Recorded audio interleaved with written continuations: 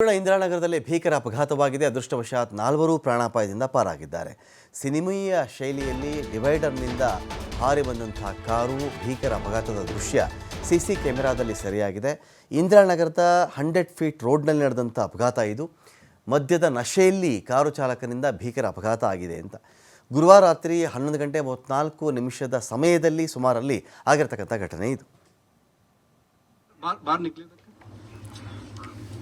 थोड़ा रुकिए सर, देखते हैं ले लो।